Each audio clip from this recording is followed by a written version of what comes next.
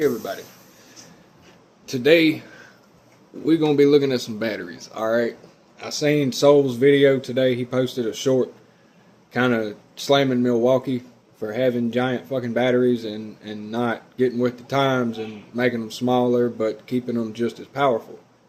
I finally started my second line of tools that kind of been saying I was going to start for a year but never really had the money. I've always wanted to, I kind of put it off mostly due to wanting to start projects and bills. Dude, look, man, I'm human just like the rest of y'all. I don't make $1 million. I'm filming everything on my phone. Let's get on with it. Let's get on with it. We're gonna start it off with a normal 5 amp hour Milwaukee battery, 18650 cells and all that. But I want to compare it to this that I got with the Metabo nailer today. This was the free battery that comes with the deal. Today is the last day of that deal, but this is the free battery that comes with it. It's the 36 volt slash 18 volt battery. I believe it's a 2.5 for the 36 volt, and it doesn't say on here what that equates to as 18, but I would have to imagine it's double, so it's like a 5 amp hour. So comparing a 5 amp hour 18 volt battery to a 5 amp hour Milwaukee battery, I might as well start it with weight, because clearly they're similar in size, very similar in size. So yeah, we're starting with size. My bad. But weight-wise, I'd have to say they're about even. But I'm going to give the heavier side to Milwaukee. I don't have a scale. I wish I did. But just going based on feel, I'm going to have to say the Milwaukee's slightly heavier, dude. Like, not by much, alright? Like I say, dude, if anyone's got a scale and wants to do this, like Tool Swatch, dude, please, I hope you watch this and decide to do this same thing. But I believe you have a scale. I don't. And I'm not going to get one just for this. Moving on, though, I did want to compare the smaller batteries. I don't have a high output 2.5. This is what comes with the starter kit. It's just a little 2.0. But this is their 4 amp hour battery. See if you can see the giant 4 right there. This is a 4 amp hour. I believe it's just a standard battery, because I mean it doesn't say 36 volt on it. I'm very new to this line, alright? I'm assuming this is the older generation battery. However, for being a 4 amp hour battery, dude, it's very tiny. So they were a step ahead of these guys for sure in terms of, I mean, yeah, it is longer. All right, it is a little longer, but I don't think that would really get in the way of anything. Speaking of like ergonomics and things like that, I mean, Metabo's got one of the better impacts in terms of ergonomics, like handling. It's not the most powerful. It does not drive anything the fastest, but it was never marketed to do that, to my knowledge. It was never claiming to be the best. It was just claiming to get the job done at a steady rate, not tear anything up. That to me is a little more valuable than speed and power whenever you typically can't use the speed or the power. I mean, if you're just driving drywall screws and some deck screws, you'll strip them bits out if you squeeze that thing all the way down, dude. I mean, everybody knows that. I mean, this is the Gen 4. It's on speed 3. Pretty sure you can see the light. It's on speed 3. It's typically what I keep it on. But I have always preached control, especially trigger control. I wish I had the triple hammer, but I don't. I do plan on getting that at some point in the future. Now that I do have the Metabo line. I've got the framing nailer, the 21 degree. Might as well just grab it. This thing is ginormous. I mean, just look at this thing, dude. I know I'm not a giant human. I'm not 7 foot tall, but I'm average height, 5'6". I mean, this thing takes up pretty much my entire torso. Like, this is the top of my belt. Like, this is, it's cool, man. I love it.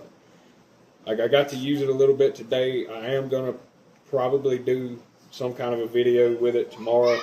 I wanted to do something tonight, but I think I'm just going to kind of take tonight and just hang out. Kind of think about what I really want to build with it, if I even can build anything with it tomorrow. Because I might just go into some units and tack up a couple of shelves or something. I think that might be just what I do to save $1, because we still got to get a couple of groceries and things, you know, to survive. That freeze is coming, so hopefully y'all, not like me, didn't get paid today and you have to kind of scramble to go get things. We got a lot of stuff, but I'm not going to bore you with that. That's too much. I'm not boring anybody with that. Back to what we were originally doing. Back to this setup. Actually, I wanted to kind of jump back to this. I mean, you see it, dude. It is.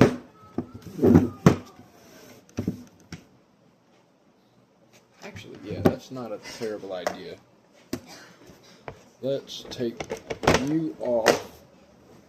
Get a general flat surface.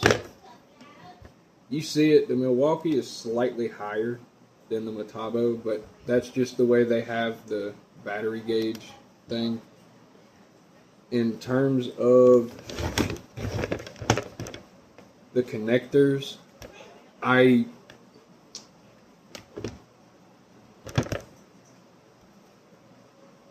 from eye height, I would have to say that this is also slightly taller.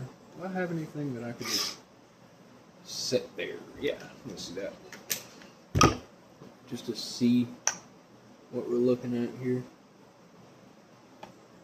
Yeah, the Milwaukee's slightly higher. Otherwise, it would be about like that to be level. So in terms of height-wise, on every front and back, Milwaukee is just a hair taller, also a hair heavier, but I might be wrong on that, and it's just hard to tell, because this is bigger, so in my head I just assume that this weighs more or something. I don't have a scale again. But if we were to compare it to the 6, this is the high output 6.0, biggest battery I own. I don't have a 8, a 12, I don't have any Forge. But you see it, dude. This it's ginormous. And this is clearly heavier than this. But I will say,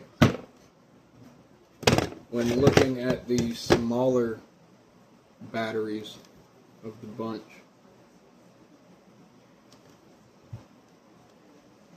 this one kind of surprised me today, because for as small as it is for a 4 amp hour battery, dude, I don't want to say I shot more than 10 nails, because I don't think I have. I found every possible way I could to shoot a nail today, and I think I only shot like 6 or 7, maybe.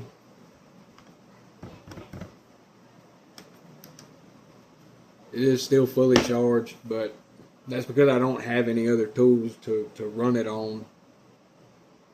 considering that thing was like $400, you know, a little over after tax, but that's neither here nor there.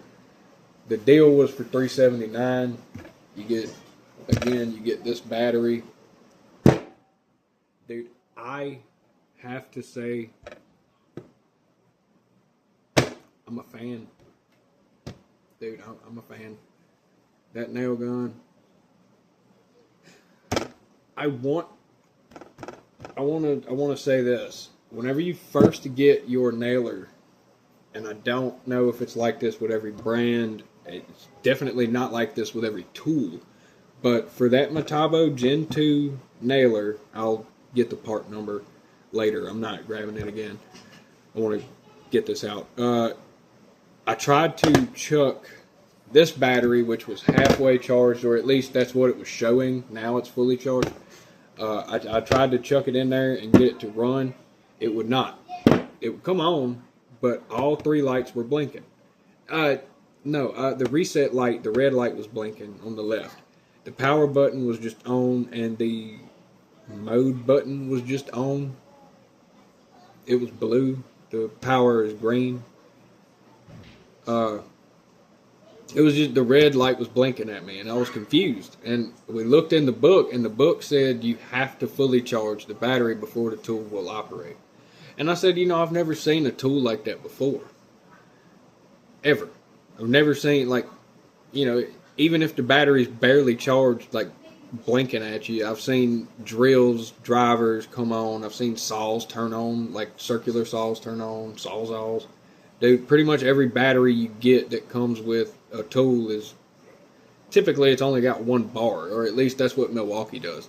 So whenever I saw 2 bars, I was like, oh, cool, dude, let's chuck it in, let's see what it does. Speaking of which, this one only had 1 bar.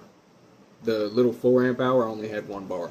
And that is, that came kitted with it. This one came in its own little separate plastic package that I had to cut out.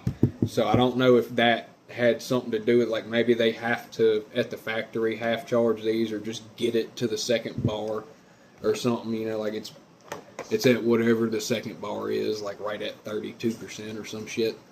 So I don't know if that had anything to do with it at all, but I know eventually I'm going to get one of these batteries down on this nailer and we'll figure this out. Because I'm going to update y'all with, does the tool shut off at halfway, or does it at least make it to just 1 bar, and then it'll kind of blink at you until you go charge your battery? Or will it just completely kill the battery? I don't know. It's a question to me.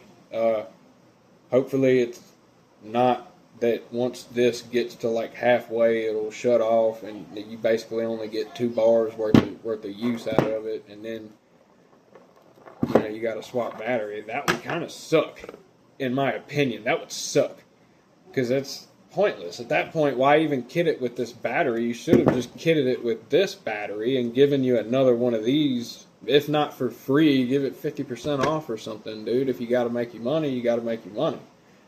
I ain't mad at that. I just am a little confused at whether or not the tool is going to operate at half battery. So for anyone that is interested, dude, I hope y'all stay tuned. Go ahead and move y'all up here. We're pretty much done showing things off for now. We will keep you updated. Just check back here in a couple days or something. If all you care about is the Metabo nailer. If you already know how to do everything I do, great.